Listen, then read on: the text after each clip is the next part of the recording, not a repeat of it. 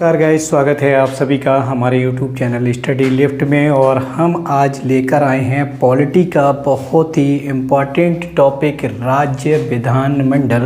यानी कि जैसा कि आपने पॉलिटी में मैंने शुरू में आपको पढ़ाया था, आप शुरू की वीडियो देख लेना जिससे आपको अच्छे से समझ में आ जाए कि राज्य विधानमंडल क्या है। तो राज्य विधानमंडल का देखिए हमारा किसमें अनुच्छेद 168 में ये व्यवस्था की गई है संविधान में कि अनुच्छेद 168 के अंतर्गत कि राज्य में एक विधानमंडल होगा।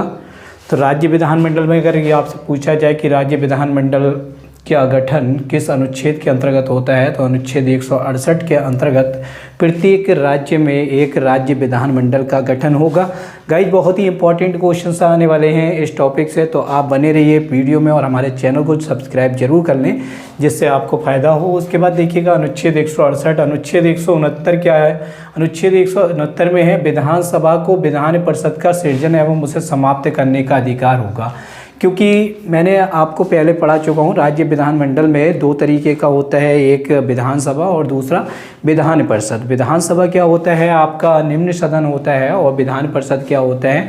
उच्च सदन होता है। इसका वीडियो आप पहले देख लेना, लिंक में मिल जाएगा। तो हमें कर अनुच्छेद 169 क्या कहता है? अनुच्छेद 169 कहता है विधानसभा को विधान परिषद का सृजन एवं उसे समाप्त करने का अधिकार है। कई बार ये क्वेश्चन आपसे पूछा जाएगा। उसके बाद देखते हैं अनुच्छेद 170। अनुच्छेद 170 क्या कहता है? राज्य की विधानसभा में सदस्यों की संख्या का निर्धारण करते हैं। ये क्वेश्चन पूछा जाएगा कि राज्य में विधानसभा में कितने सदस्य होंगे, इसका निर्धारण किस अनुच्छेद के अंतर्गत किया जाएगा? तो आपको ध्यान रखना है अनुच्छेद 170 के अंतर्गत ये निर्धारित किया जाता है। उसके बाद आता है अनुच्छेद 163। देखिए अनुच्छेद 163 में क्या है? अनुच्छेद 163 कहता है कि प्रत्येक राज्य में क्या होगा? राज्यपाल को सलाह देने के लिए क्या किया जाएगा? एक मंत्री परिषद का गठन किया जाएगा। ये कहता है अनुच्छेद 163। अनुच्छेद 163 क्या कहता है? प्रत्येक राज्य में एक मंत्री परिषद का गठन किया जाएगा जो क्या करेगा? राज्यपाल को सलाह देगा। राज्यपाल क्या करता है? कार्यपालिका का कार्यकारी होता है। उसके बाद देखेंगे अनुच्छेद 164। अनुच्छेद 164 में क्या है? अनुच्छेद 164 कहता है मंत्रिमंडल का सामूहिक उत्तरदायित्व क्या होगा?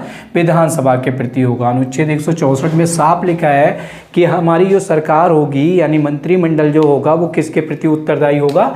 विधानसभा के प्रति उत्तरदायी होगा। इस बात को आप बहुत अच्छे से ध्यान रखेंगे। कई बार उसमें ऑप्शन दिया होता है विधानसभा, राष्ट्रपति, राज्यपाल और कोई भी चौथा ऑप्शन दिया होगा, तो आपको ध्यान रखना है किसके प्रति उत्तरदायित्व होता है? विधानसभा के प्रति। मंत्रिमंडल का उत्तरदायित्व किसके प्रति होता है? विधानसभा के प्रति। और मंत्रिपरिषद का गठन क्यों किया जाता है? राज्यपाल को सलाह देने के लिए। जबकि मंत्रिमंडल का उत्तरदायित्व क्या होता है? किसके प्रति होता है? विधानसभा के प्रति। यहाँ पर इन दोनों क्वेश्चन में थोड़ा सा डिफरेंस है, तो संभाल कर समझ लेना। उसके बाद देखते हैं आप नेक्स्ट अनुच्छेद 167 है। अनुच्छेद 167 क्या कहता है? राज्यपाल को सूचना प्रदान करने का मुख्यमंत्री का कर्तव्य। मुख्यमंत्री कोई भी कार्य करता है या फिर कुछ भी करेगा तो उसका सूचना किसे देगा? राज्यपाल को देगा। ये कौन कहता है? अनुच्छेद 167 कहता है यह उसका कर्तव्य है। क्या है? कर्तव्य है। उसके बाद देखते हैं नेक्स्ट पॉइंट है हमारा, राज्य विधान परिषद को भंग नहीं किया जा सकता परंतु समाप्त किया जा सकता है। ये बहुत ही अच्छा क्वेश्चन है। क्या है? विधान परिषद राज्यों में क्या होता है? विधान परिषद होती है। विधान परिषद हर राज्य में विधान परिषद नहीं होती है, कुछ ही राज्यों में विधान परिषद है। तो विधान परिषद जब जिन राज्यों में है उनमें क्या हो सकता है? विधान परिषद को भंग नहीं किया जा सकता, क्योंकि विधान परिषद जो है वो कैसा है? स्थायी सदन होता है। कैसा होता है? स्थायी सदन होता है। जिस तरीके से राज्यसभा स्थायी सदन है वैसे ही राज्य में विधान परिषद क्या है? स्थायी सदन है।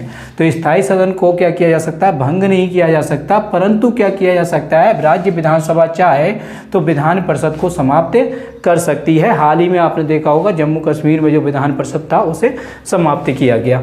उसके बाद देखते हैं नेक्स्ट पॉइंट है हमारा, राज्यों के विधानमंडल का उच्च सदन क्या होता है? विधान परिषद होता है। ये बात मैं आपको ऊपर बता चुका हूँ कि राज्यों के विधानमंडल का उच्च सदन क्या होता है? विधान परिषद होता है। उसके बाद देखते हैं गाइस, विधान परिषद साधारण विधेयक को अधिकतम कितने समय तक रोक सकती है? क्योंकि पहले कोई भी विधेयक जब बनता है, ये मैं पहले बता चुका हूँ, तो वो क्या करता है? पहले जाता है निम्न सदन में, निम्न सदन से पारित होकर क्या करता है? उच्च सदन में जाता है। तो अगर कुछ विधेयक ऐसे होते हैं, साधारण विधेयक को क्या कर सकती है? वो अधिकतम 4 माह के लिए विधान परिषद अपने पास रख सकती है। उसके बाद देखते हैं नेक्स्ट पॉइंट है हमारा, राज्य का विधानसभा अध्यक्ष अपना त्यागपत्र किसे सौंपेगा? उपाध्यक्ष को सौंपेगा। ये ध्यान रखना है, कुछ बच्चे क्या करते हैं राज्यपाल लगा देते हैं, लेकिन राज्यपाल को नहीं, विधानसभा का अध्यक्ष क्या होगा, किसे अपना त्यागपत्र सौंपेगा? उपाध्यक्ष को सौंपेगा, क्योंकि विधानसभा के अध्यक्ष के बाद अगर कोई कार्य करता है विधानसभा के अध्यक्ष का तो वो कौन करेगा? उपाध्यक्ष करेगा, इसलिए वो क्या करते हैं? उपाध्यक्ष को सौंपता है। और उपाध्यक्ष अपना त्यागपत्र किससे सौंपेगा? विधानसभा अध्यक्ष को सौंपेगा, ये ध्यान रखना है।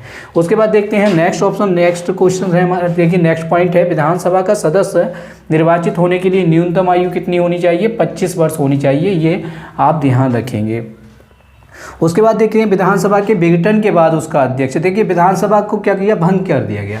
जब विधानसभा को भंग कर दिया गया, विधानसभा हो गई विघटित होने के बाद उसका अध्यक्ष अधिकतम कितने समय तक अपने पद पर बना रह सकता है? ये इंपॉर्टेंट क्वेश्चन है, तो ये बना रहेगा 6 माह तक। आपको विशेष ध्यान रखना है, कितने माह तक? 6 माह तक विधानसभा का जो अध्यक्ष है वो बना रहेगा, अपने पद पर कार्य करता रहेगा। उसके बाद गाइस, वर्ष 1956 में कितने पुनर्गठित राज्यों में? देखिए वर्ष 1956 में राज्यों का पुनर्गठन हुआ था, वो आपको पता होगा। जब राज्यों का पुनर्गठन हुआ तो क्या हुआ? द्विसदनीय विधानमंडल, जिनमें